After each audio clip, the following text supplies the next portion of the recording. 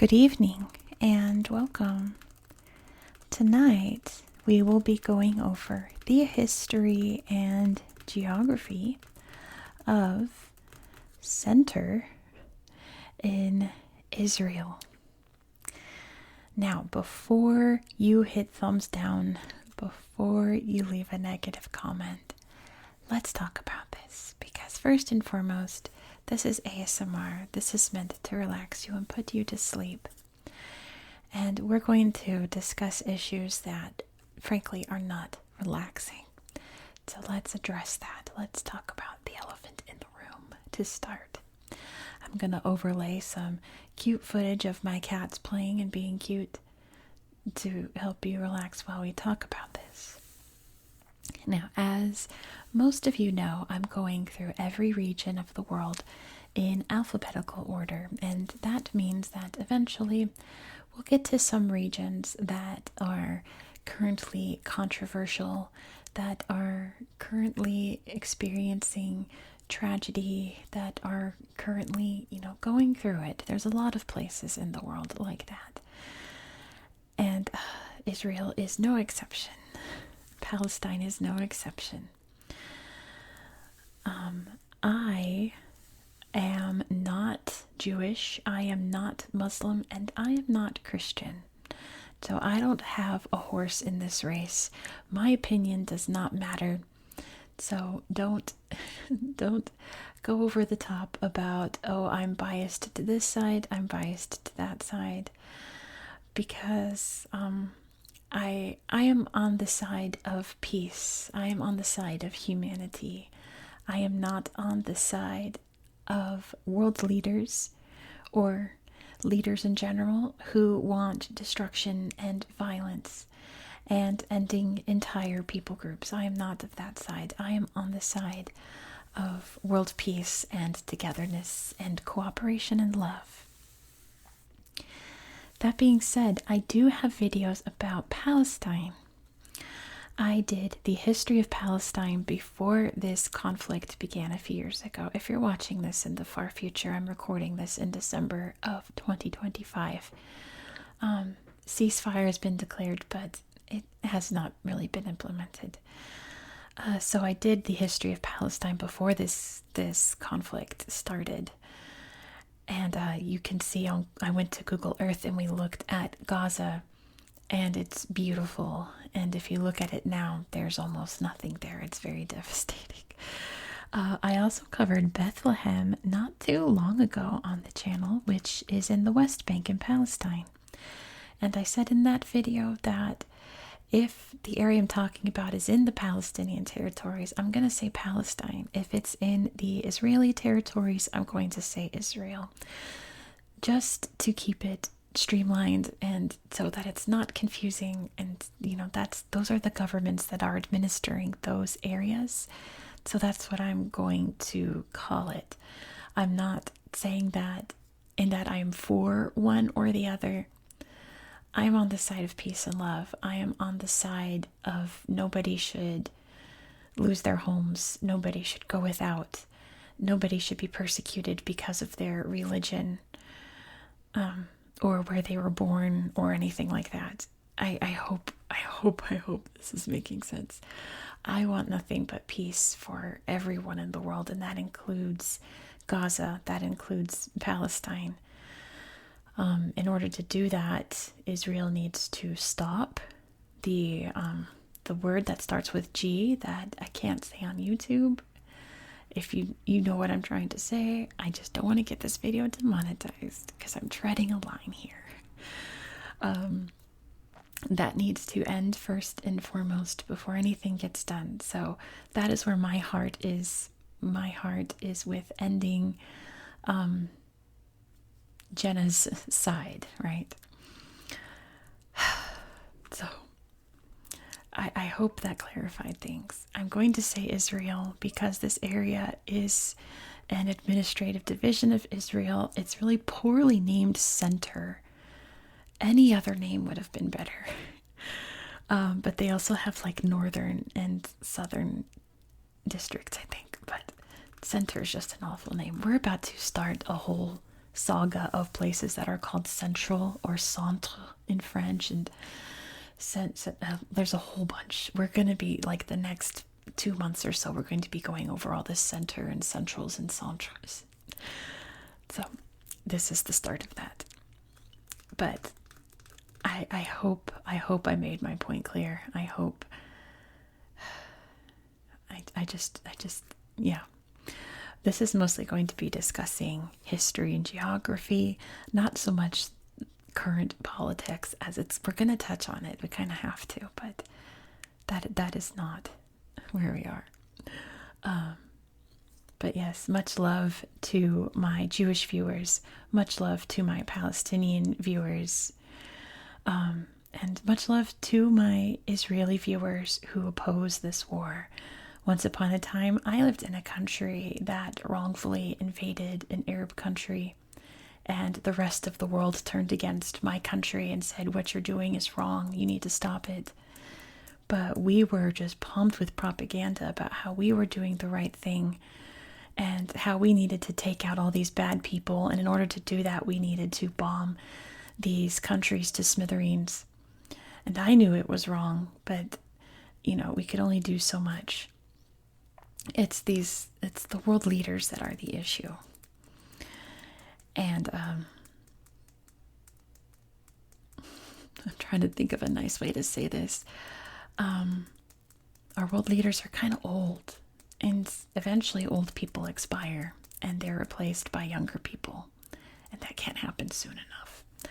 So with that being said, let's discuss the geography of this region. I tried to draw it out. The top border's here, the bottom border's here, but there's a lot going on, so it's kind of hard to see. It does not include Tel Aviv, Jaffa. This is its own place, so we'll talk about that way far in the future when we get to the T's. So we're discussing this region around the city of Tel Aviv, Jaffa. Okay, so ignore Tel Aviv, Jaffa for now. Most of this district is located on the plains of Sharon, which you can kind of see right there, the plains of Sharon. And it does have a Mediterranean coastline up here and down here. If it wasn't for Tel Aviv, it would be all across here. But there are, of course, beaches and things there, but it's mostly flat, dry land throughout. Like much of the Holy Land is relatively flat, dry land. There's some mountains here and there, but not in this area. The history of this area, of course, goes back to as early as written human record. There's something very special about this stretch of land, and I feel like that's why it's so desperately fought over, why it's such a passionate topic for so many people, is that so much of civilization that we know today comes from this corner, this stretch, the Levant, right? This area of the Mediterranean. There are quite a few little historic sites around here. We can see Gezer, I think it's called, right there. We'll look at that on Google Earth. We'll talk more about it then. But there are, of course, Canaanites and I believe Israeli, because there was Judah and Israel. I think it was Israel during its ancient period, which was, of course, invaded by Babylon. It was invaded by a lot of people, the Egyptians, eventually the Romans. The Romans would invade this area in the year 70 CE. And the center of this of the center district was Lod. You can see Lod right there. Very, very old settlement. It's mentioned in the Old Testament. The ancient Egyptians mentioned it in their stories of conquering, so on and so forth. It's been here for who knows how long. As long as people started writing down names of things, Lod was there. So they took over Lod, essentially. That was the center of everything. And of course, brutally attacking people here for their Jewish faith, trying to suppress them. Skipping ahead a bit, in the year 636, the Arabs would conquer this area from, I guess, what would have been the Byzantine Empire at that point. And they would establish a new capital city just away from Lod called Ramla. And it became the capital of Palestine in the year 716. Now, do not confuse Ramla with Ramallah, okay? Ramallah is the capital of Palestine. Ramla was the capital of Palestine way back in the day, okay? Don't confuse the two. Yeah, Ramla it's called. Now, Ramla was a beautiful city in its heyday. It was really thriving, a huge center of education, and one that had a population of Muslims, Jews, and Christians.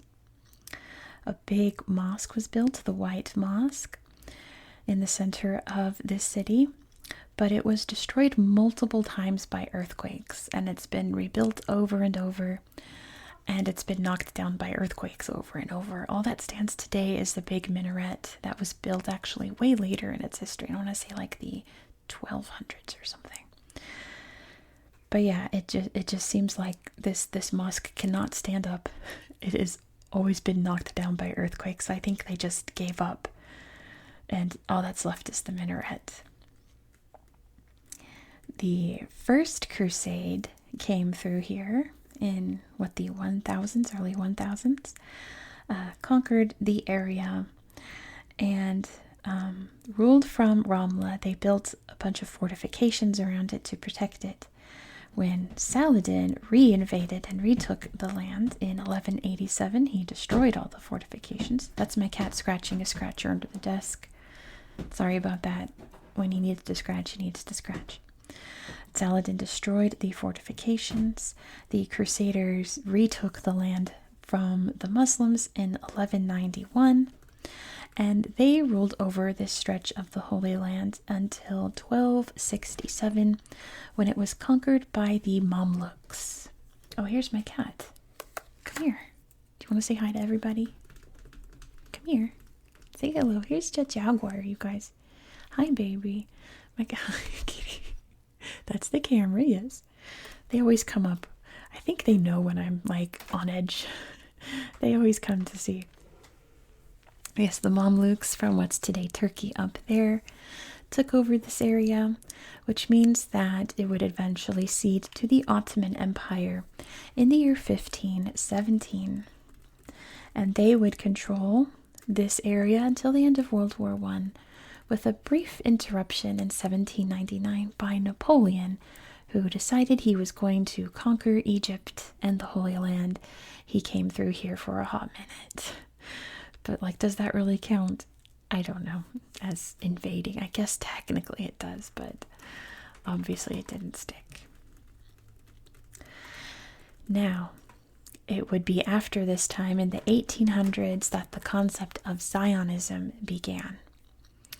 And that is the concept that, thank you, Kitty, he's now on top of the desk, sorry for the wobbles.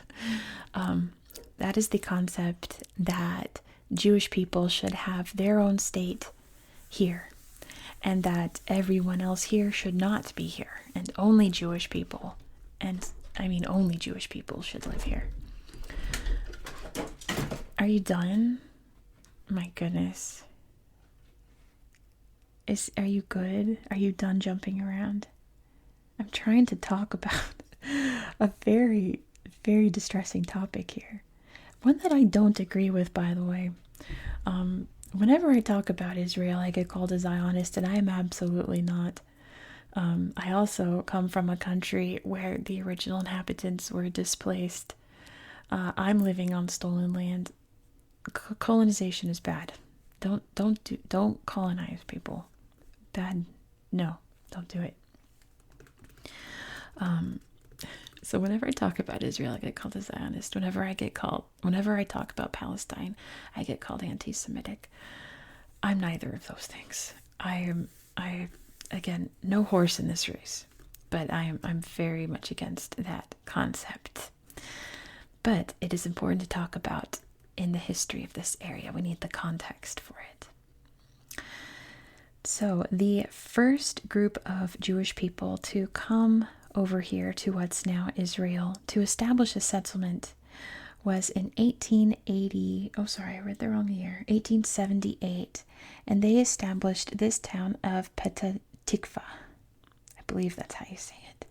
Now, this was not where they originally planned to build their settlement. They were planning on a place much closer to Jerusalem, just down here. Oh, Ramallah's right there. I should have probably pointed that out. That's Ramallah, that's Ramlah. Two very different places. But they wanted a place closer to Jerusalem, and they were told no. They were like, don't do that. You're not welcome here. So they were like, can we have this place over here? And they were like, yeah, I guess, if you want that place. It's a swamp, and it's full of malaria. So they settled here, and surprise, surprise, they all contracted malaria. Well, not all of them. Many of them got very sick, and the land wasn't very good to settle because it was a swamp. In 1882, another group of Jewish people would come and establish Rishon LeZion. And that place was also not great. It wasn't full of disease mosquitoes, but it just wasn't that suitable for agriculture. So a man named Baron Rothschild, very rich man over in, I think, England, decided to help fund these settlements. So he helped drain the swampy areas over here in Petah Tikva, get rid of all the mosquitoes so all the malaria is gone. And he helped the people here in Rishon LeZion find wells for water so that they can irrigate crops and, create a settlement there. Many other little settlements would spring up around that. In 1885, actually, to celebrate their third year of the town, Rishon LeZion created a flag. And that flag is now used as the flag of Israel. So this was the very first place where that flag was raised. So World War I ends. The Ottoman Empire collapses. And pretty much all of the Ottoman territory was given to Britain and France in various mandates. In that these two countries would administer certain parts of the former Ottoman territory until they could figure out what to do. So Palestine, as this whole area was known then, came under the British Mandate of Palestine in 1918. And people in Great Britain thought that a Jewish state was a great idea, and that should slowly but surely be implemented. This area was to be part of the Palestinian/Muslim area. When push came to shove in 1948, when Israel was officially established, the Arab Legion of Jordan invaded this area to occupy it. There's a lot of violence, a lot of attacks that I'm not going to talk about just because it's YouTube and I don't want to be demonetized and I want to be relaxed. There's already a lot of ethnic tension in this area here. A lot of back and forth on both sides. So the Jordanians invaded. The IDF, the Israel Defense Force, came in extra hard, as they tend to do, unnecessarily hard, and took over this area, made it part of Israel. Even though it was meant to be part of Palestine, they conquered it. Israel was big into that. I guess they're still big into that, right? My goodness. But yeah, they were all about, oh, you attack me, I will invade your area. That's how they got the Golan Heights. They had Sinai for a minute. That's Israel's MO. If you come at me, I will conquer you. Don't agree with that, but we're going to move on. I'm trying to not put my opinions in here. This started a very horrific time in Ramla, in Lod, especially in Lod. In these areas here, that I'm also not going to go into detail because this is YouTube and I don't want to be demonetized, and I also don't want to stress out too many people. I'm already on edge. I need to relax. Whew. I'm all tense. I'm gonna get a fidget toy. Look, this is, if you're watching my Vlogmas on my channel members, I got a fidget toy advent calendar. This is my favorite one. It's got poppets in the airplane wings, and it's a spinner. It's great. I love it. This is my favorite one by far. Let's play with this for a minute and relax. This started a very dark chapter in the history of Israel and Palestine that the Palestinians call the Nakba, which was the forced removal of Palestinians from their homes, from their businesses, from the places where generations upon generations of family have lived, and removing them to other areas. I think a lot of the people here went to Jerusalem, I believe, but I'm sure they went to other places where there would be safety. There was a forced march out of Lod. You can imagine how that goes. I also come from a country where forced marches happened. That did not end well for the people. You know what I mean? It was awful. I was like crying reading the stories out of this period in 1948 and a bit beyond. Yeah, if you want to look into it, please do with caution, because it's absolutely distressing what happened to the Palestinians that lived here. And of course, those homes that were evacuated were given to other Jewish families who moved to Israel, just moved them on in. But with that being said, Ramla and Lod have a very special distinction in Israel in that they are considered mixed cities, in that the Jewish population here and in other parts of the Center District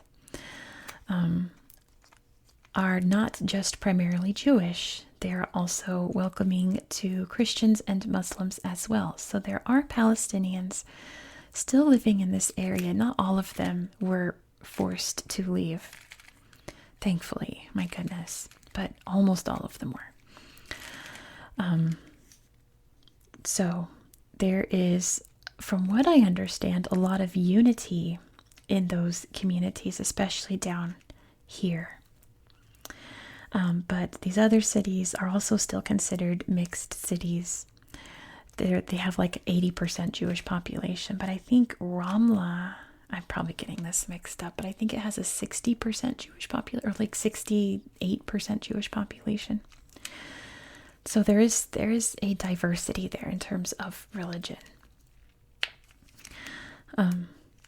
Which in my country, that's not an unusual thing, but in Israel, in a place where they're trying to make it one religion, that is unusual. So it does have that distinction of being a mixed, they call it that, a mixed city, mixed area. That being said, I did read a lot about how Ramla is the most crime-ridden city in Israel. There's a lot of prisons built here, like the top 5 prisons in Israel are all in Ramla. I wonder if that's generational due to the circumstances that happened there. You know, I don't know. That's just what I read. Also, due to the war in Gaza, Iran threatened Israel in 2025 to knock it off. Israel said, "LOL, make me," and Iran bombed Israel. They bombed Rishon LeZion and Ramla, I believe, among other places. But that's from what I understand, the only impact that the war in Gaza has caused in that area, like directly, you know, indirectly, I'm sure there's a lot, but direct impact there. And that is the very long and turbulent history of the Center District of Israel. Hello, loud car outside. Loud cars here. You know what? We're going to let this loud car drive away. And in the meantime, I'm going to get my tablet and we're going to look at this area on Google Earth. Let's go. Ready? Pew. Let's go. Here we are in the center district, which Google Earth isn't showing the boundaries of, so we'll make do with what we can. But let's start by zooming out so you can see exactly where we are in the world. Here you can see Israel. The two regions of the Palestinian territories are the Gaza Strip. You can't really see, there we go, the West Bank on the east of the country. It's very confusing, but it's the West Bank of the Jordan River is why it's called that. It's on the west of the Jordan, hence the name West Bank, even though it's directionally east, right?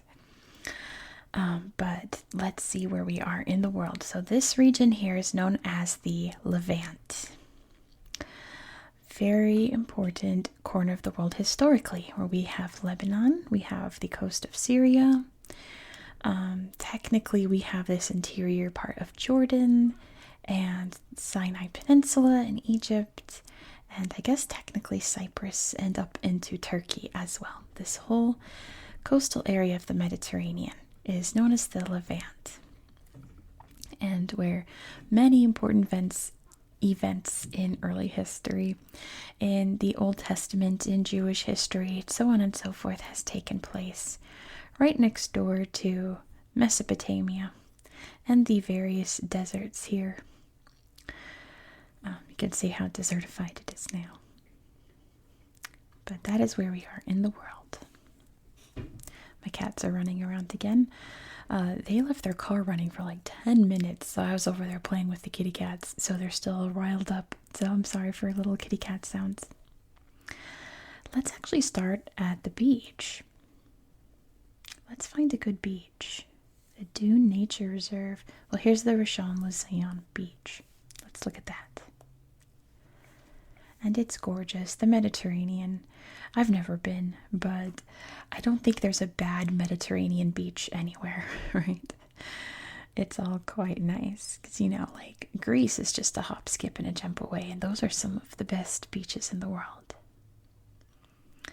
We've got a little boardwalk here, little umbrellas, and lots of seashells. Look at all these. My goodness. They've got little areas to relax, little park areas. At night, it's very pretty. All the pretty sand and such. Very typical beachy area. So here is Rishon LeZion. Let's see what we can find here. I think I very famously remember me trying to comb through this city to try to show you something, and I couldn't really find anything. So we'll just look at this slideshow. Let me tell you a little bit of lore from my childhood. So, hi kitty. Where I grew up in the East Bay of California, there is this, oh my goodness, okay, they're doing their thing. There's this housing baron mogul whose last name is Sino, and he would build Sino homes. And Sino homes were notoriously very cheap because they were very cheaply made, and they would just start to crumble after like 5 or 10 years.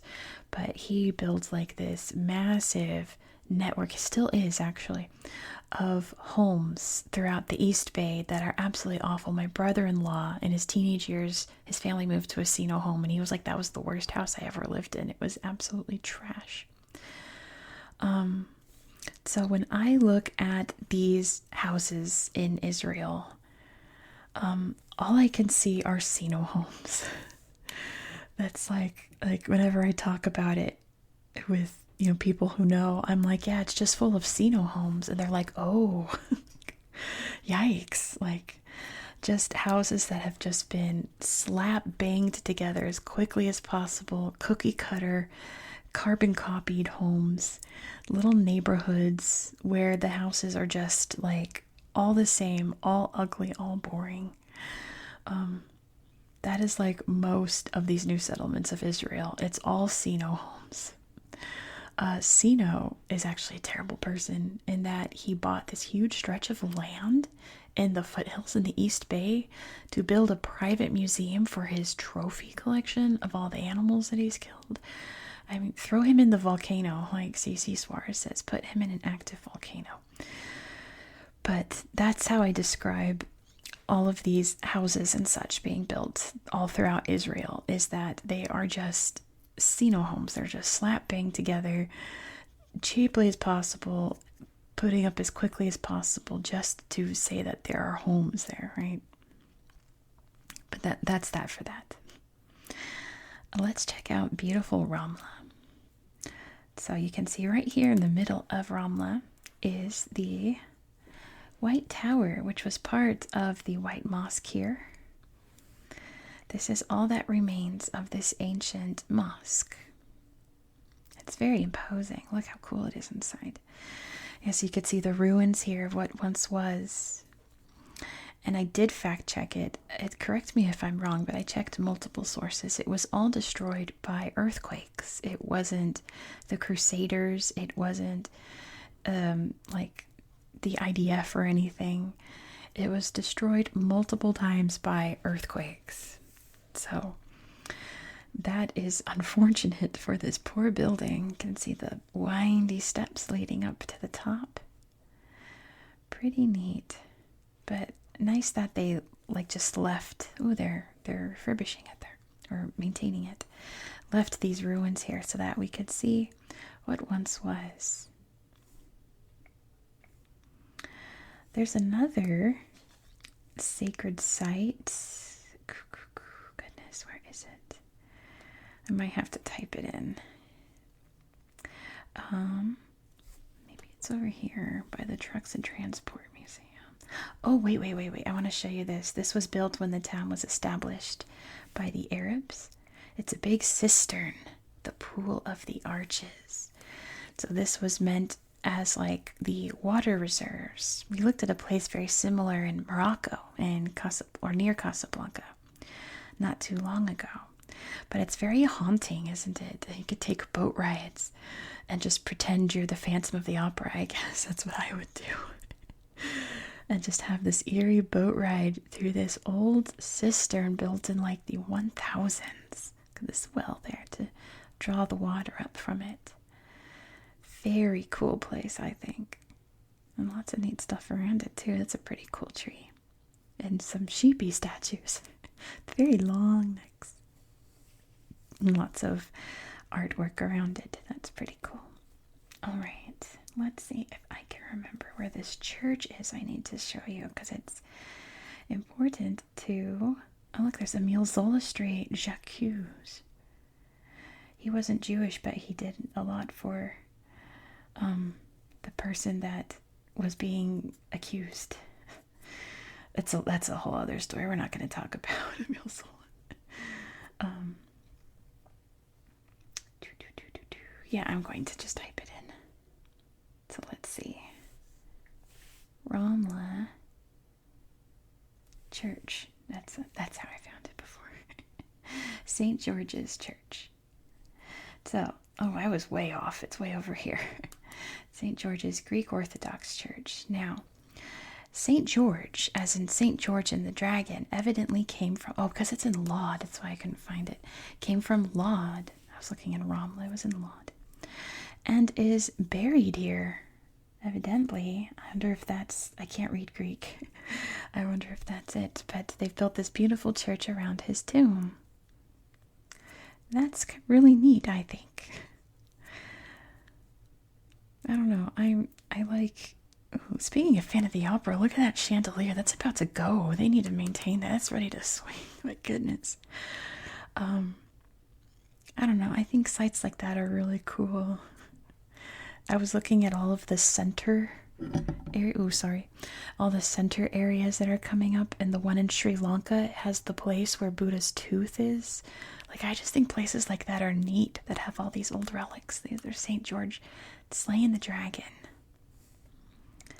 I think that's cool. All right, so now we're in Laud. No wonder I couldn't find it. It was in Laud.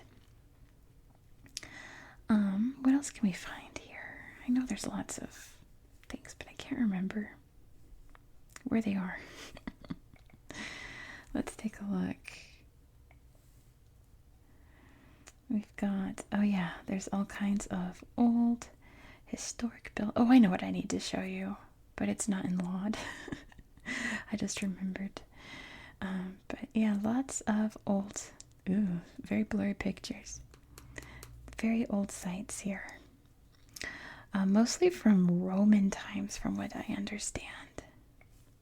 Of the like very old-timey buildings of Laud. But surely there's ones that are older. Speaking of places that are older, here is Tel Gezer. I think that's how you'd say that. Which there'll be a sign in here somewhere explaining these ruins. Ooh, scary tunnel. No thank you. I'll pass on that. Ooh, what's down there? Ooh, I don't know. It's a cave. No thank you. Except I think that some important discoveries have been found in that cave, though. Or maybe the caves around it. There it is. Welcome. It says let me get in close here. Hold on, it's very tiny. Tel Gezer is one of the most important biblical sites in Israel. Impressive structures were found here, including the city walls, a mighty tower, and the monolith temple. All were built in the Canaanite period. The Solomonic Gate and the Gezer calendar, the earliest ancient Hebrew inscription ever found, was also discovered. They are dated to the Israelite period or the 10th century BCE. So I was right, Israel. Canaanites then, this was an Israeli area. Ancient Israel. And I guess current Israel. Huh? There's another cool site up here, but let's take a look at, see, there's all of Tel Aviv there. I really want to explore Tel Aviv, but not today. Not today. Tikva's up here. Oh, wait.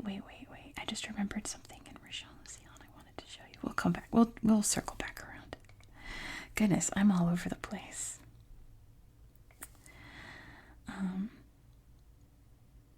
They got a little, it's just like a ladder. I was like, there's like a funicular going up. But no, it's a big prosperous city today. But I wanted to show you something over here. If it's gonna pop up, my nail just fell off. Ignore that.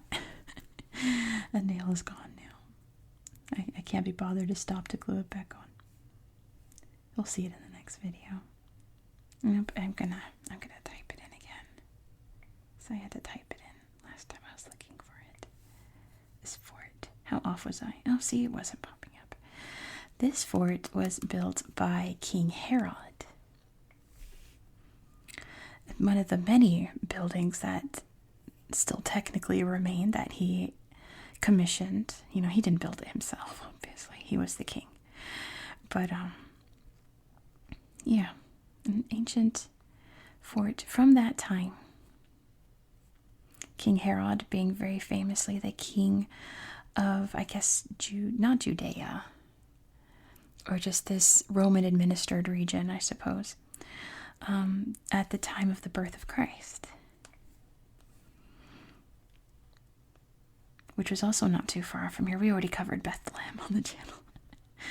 All right. There are quite a few other places to explore. It's just hard to try not to wander into Tel Aviv right now. But I always say feel free to explore this area, and this is no exception.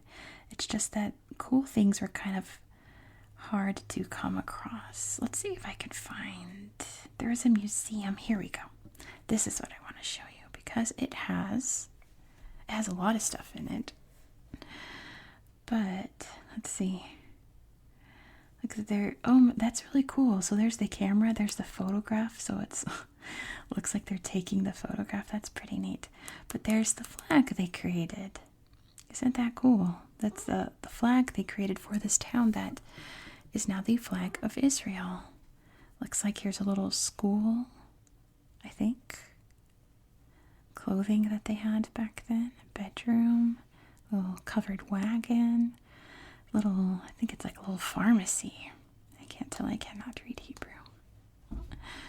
Lots of kitchen supplies. There's the stables. You have, oh, it's a downstairs there. You can peek at.